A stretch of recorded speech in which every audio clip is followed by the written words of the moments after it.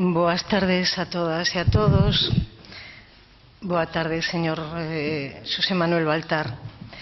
Ben, eu cando empecé a escoitalo pensei que estaba lendo o que dixo, porque prácticamente 90% idéntico do que dixo o ano pasado, pero supoño que isto ten que ver ca súa boa planificación. Xa o ano pasado adiantou as datas en que íamos ter estes documentos no 2017, 18 e 19. Ben, con respecto ao financiamento, o Goberno que absorbe máis cantidade de fondos este ano é a Deputación de Ourense. A primacía do seu equipo, señor Xosé Manuel Baltar, no que atinxe o custo do Goberno, corresponde con outra das grandes magnitudes do orzamento, os gastos de funcionamento, isto é, a suma de gastos de persoal e máis os bens e servizos correntes. Despois de subir a partida de persoal en máis dun 8,8% respecto do 2015, o gasto de financiamento da Deputación de Ourense xa é máis dun 60%. Ben, é a única das deputacións galegas que dedica máis da metade dos seus fondos a esta finalidade. A única, case 30 puntos máis da que menos gasta en funcionamento, que é a Coruña.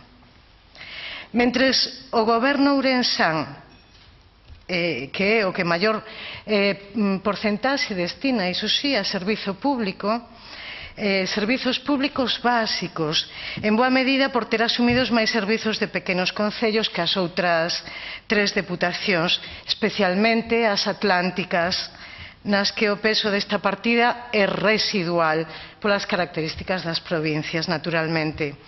Ourense, como xa se dixo aquí, é a que menor proporción do orzamento destina a promoción e protección social.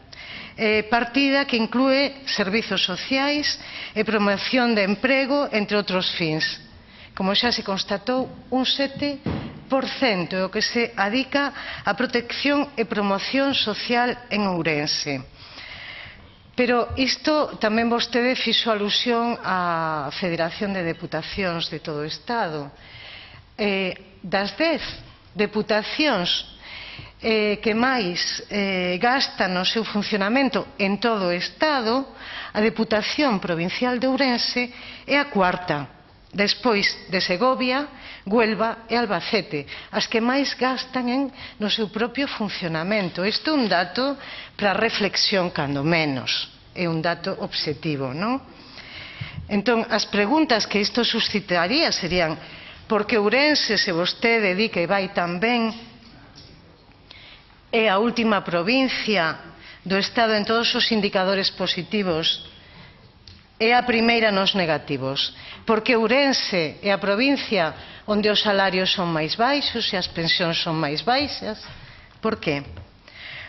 Porque o seu goberno é o máis caro das 4 deputacións, que non se traduce en mellores condicións de vida da poboación. Cree que a prioridade da nosa provincia, de verdade creo, mellor sí, porque a poboación está moi envellecida, a prioridade é destinar a partida económica en velorios municipais de 377.899 euros destinados a axudas para asociacións, infraestructuras a concellos e proxectos de saneamento no rural, 107.976, salvo erro ou omisión, destinase a melloras en velorios municipais. Esta é unha pregunta, porque realmente parécenos un pouco paradóxico, non? Porque hai moitísimas prioridades, moitísimas demandas, moitísimas necesidades. Ben, vostede fixo alusión ás urnas. Ben, eu vou facer tamén, polo tanto, alusión ás urnas. Eu vou facer alusión ás urnas tamén con respecto a relacións clientelares é o que os sociólogos, politólogos, antropólogos, estudosos chaman tamén amizades desequilibradas.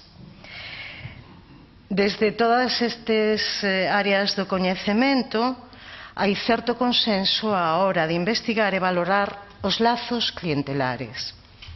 Falamos de relacións informais, diferentes á orde institucional, diferentes á moral oficial. Falamos de relacións paralelas, de recomendacións e de emplenomanía. Falamos de ataques a principios como o da equidade, plasmado no ordenamento xurídico que vostede como abogado coñecerá moi ben e ademais ten unha longuísima trayectoria política. Falamos de torcer a lei ao seu favor. Falamos de protección e inmunidade política. Tamén falamos de protección aos cidadáns como algo paternalista, como algo que é propio dun estilo caciquil. Trátase dun intercambio recíproco de bens e de servizos. Extensas redes de intercambio concibidas como pirámide. Eu asfalto a túa carretera, poñoche tendido eléctrico, como se os cartos públicos foran meus. E a xente, algunha xente, así o percibe, como un favor, e non como un servizo público. Son relacións diádicas, chámanse, nas que hai un patrón. Un patrón, podemos chamarlle cacique, bo, ou neno, ou cacique malo, non sei, podemos denominalo. Xa no século pasado, no século XIX, no ano, hai un século exactamente, en 1916, na Restauración, en España, había 4 familias e todas esas familias tiñan primos, tíos, sobriños, parentes e esas familias dominaban, na Restauración dominaban, tiñan moito poder. O modelo non é moi diferente 100 anos despois.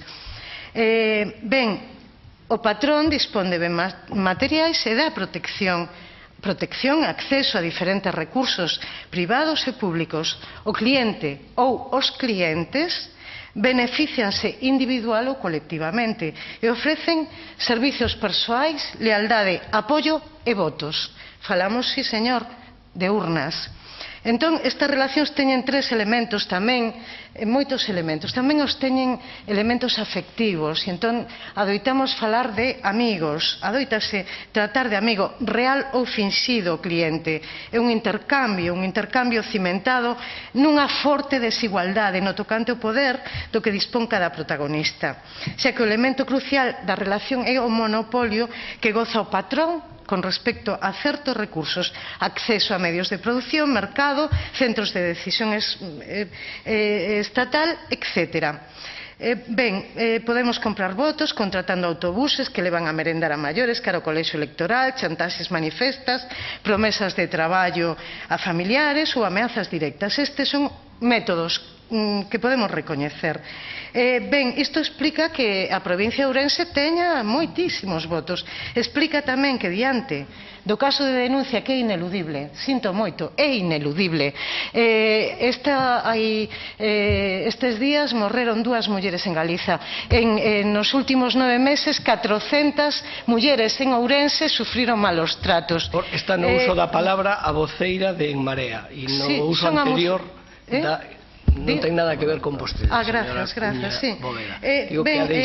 Que cando unha denunciante por parte denuncia que foi empurrada a manter relacións sexuais, isto non é algo baladí a cambio de sexo, isto non é algo que nos afecta ás mulleres, isto é algo que afecta a sociedade inteira e a reacción foi unánime por parte de toda a sociedade, indignación, non había adxetivos.